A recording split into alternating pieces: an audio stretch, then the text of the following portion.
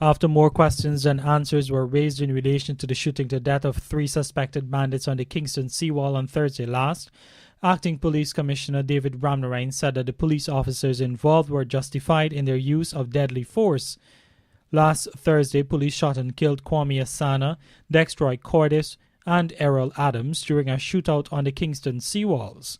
The men were reportedly about to commit a robbery on a customer who had just wrapped up a business transaction at the Scotiabank Robb Street branch. While speaking to reporters this morning, Ramnarine said that they had received information that the men intended to use deadly force to commit the robbery. However, he is thankful it ended the way it did. In relation to Asana's relative claiming that he could not possibly be a bandit because of his clean criminal record, Ramnarine noted that despite all of that, no one has disputed his presence on the Kingston Seawalls in the company of the other bandits.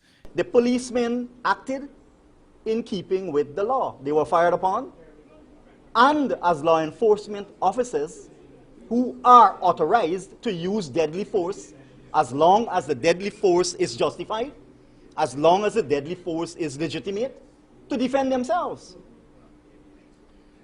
Were those policemen in the situation they found themselves in expendable? Come on, let's be real. We have to applaud what happened. I note that there may have been an error made when it was initially publicized that, I think his name is Asana, the deceased, had a criminal record. I would not hang the public relations department or the officer out in the cold, but I've chided him to be a little more circumspect. But as I said, it is not to say that Asana would not have come under the microscope. Ramnarine said that there were senior officers with extensive firearms training involved in the operation and refused insinuations that suggested that the police executed the men.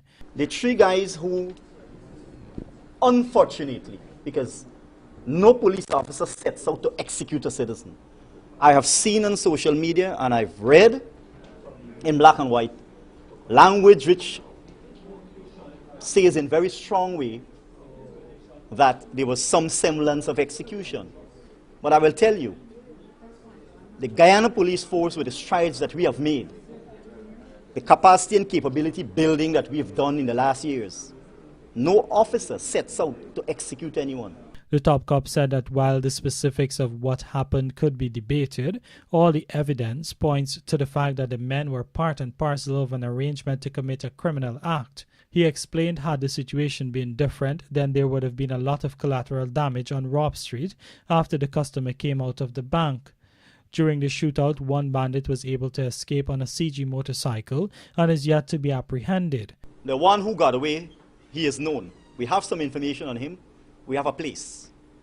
And if we don't get to him, I dare say here, if we don't get to him from a law enforcement perspective quite early, the information suggests that there may be an act of retribution, and I will say no more at this point in time. The police investigations are still ongoing, and Ramnarine noted that it is essential to protect the identity of the customer who was the target.